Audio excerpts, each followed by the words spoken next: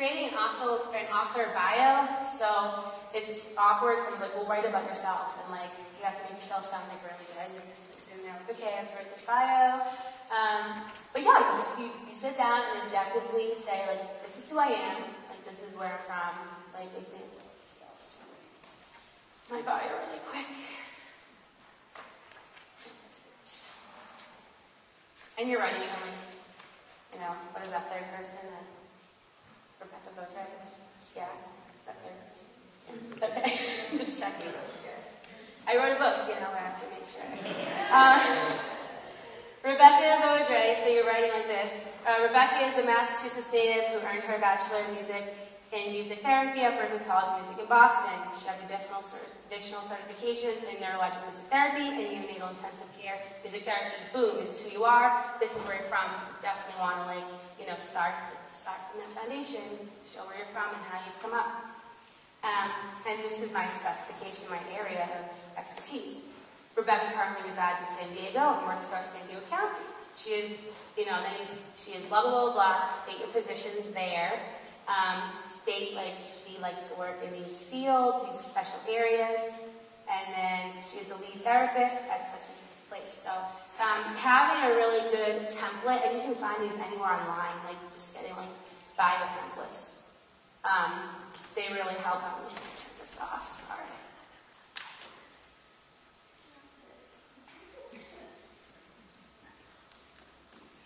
So finding the template, and that will just like sending that out. So here's who I am, and here's what I write about, and here's, you know, where I work and my passions. And then finding, you know, once you have your works done, you have some people who are, you know, interested in helping you edit and publish. You get like a team on board. I just kind of fell into it, which is, you know, not the normal process, but if you do want to go through that process, you just start submitting samples. Don't like send your book to like, you know, 5,000 publishers. It's not copywritten yet. You know, you don't want to do that because that is a very big like area where people can like plagiarize from you or steal your work. So just, you know, send abstracts, send samples of, you know, what you have, what you're writing about to different people, and just see, you know, what comes up from there. See who bites per se, who shows interest in what you're doing. And you get it edited, and also when you publish, things that you can do these days, books, and I hate to say this, like, you know, books are becoming less and less desired, but, you know, everything's like online now, a lot of different libraries now, like it's just run by like all like computer-based stuff. There's no more card catalogs, there's no more like that kind of stuff. It's all coded and online. So ways that you can stay up, and like the up-and-coming trends of technology is doing, like, anyone can have a QR code, a quick response code. You guys know what that is? No? Okay, so, you know. Yes, you have like this thing, an application for your smartphone, and you'll see it now like a lot in like the city, like New York City or like Boston, outside of a venue or like a facility or restaurant or Fenway or something. There'll be like a little barcode, like everywhere you go, and like scan here for this, and you'll scan it with your phone, and it will take you to like YouTube, and you'll be watching someone talking to you about, you know, reviews on a restaurant or like, the best seats to get in the Green Monster or like, whatever you're scanning. So in the new book I have with military, it has QR codes. So for example, when I write my section about the blues and doing that, they'll scan a little code at the bottom of the page, and it'll pop up my guitar on YouTube and be like, here's how you know, here's how you do the blues process. This is how you like would run the session. Do like kind of a mock session for people, so music therapists who aren't grasping you exactly what I'm saying through reading can actually see and hear the process of it. So that's a great way to stay on the up and up if you're writing books, trends in technology. Also, like webinars and podcasts are great because you can send out like a mass amount of your abstracts or a mass amount of the information you're trying to put out there, and like sell your stuff to like, you know, 1 million people with a click of a mouse. And that's just really fast, and it will get you, you know, a better, I guess, like just a better chance of having someone, like the odds will be less. You'll be more likely to get someone to respond to you if you have more people out there that you're reaching. Let's see. So with writing books, how to. I just sit down and, write. I don't really know what more to say. Get your body together, find your passion, your area of what you really want to focus on, and just be creative and open to the process of writing. You can write a book, in like a few weeks if you want, or a few months, whatever, however much coffee you like to drink at any given time. I think that.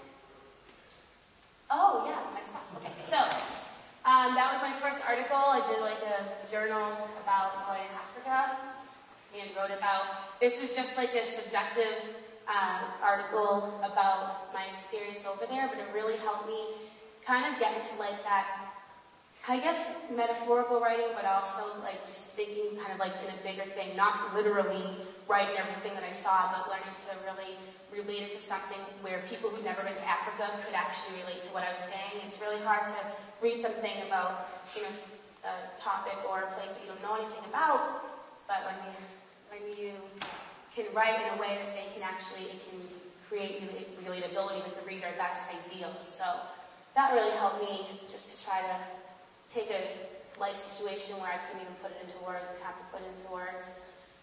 That started me on the writing track. And then these are the 2 published books. Group Music Therapy Interventions, Working in Neurologic Rehabilitation. That is the Center for Traumatic Brain Injury or Acquired Brain Injury. It's residential mostly. And then the new one, that will be out by November. And it's music therapy. It's a progressive curriculum. So again, starting from the beginning and just watching everything grow into the whole curriculum. It's an 8-week curriculum. And that's working with active service members. And again, these are books that blossom from a passion and a drive to educate people who might not know about this work, this field of therapy and these populations. Okay, questions? Or that's my email and my number. Any questions right now? None? Really? Did I do that well? Okay, awesome. No questions. Great. When you have an idea you want to write about, do you ever need to record it, to just wait till you get home? Do you have any intervening method of storage information? Do you just keep it in your head thinking until you kind of have a pencil on the computer in front of you? Yeah. Hold on to what's there that needs to be part of what you're working on. Well, again, it's like I take things from, like if I know I had a session that worked well, but I can't remember, I take very detailed notes of everything I do on a daily basis, like a work journal, you might say, so I can always go back and reference, oh yeah, this is what I did, and this really worked, because look at how, these clients responded to it. Or like this is how I tweaked it, like 3 months down the line, and this is what really works, so I'll use this one for the book because it really, worked better with.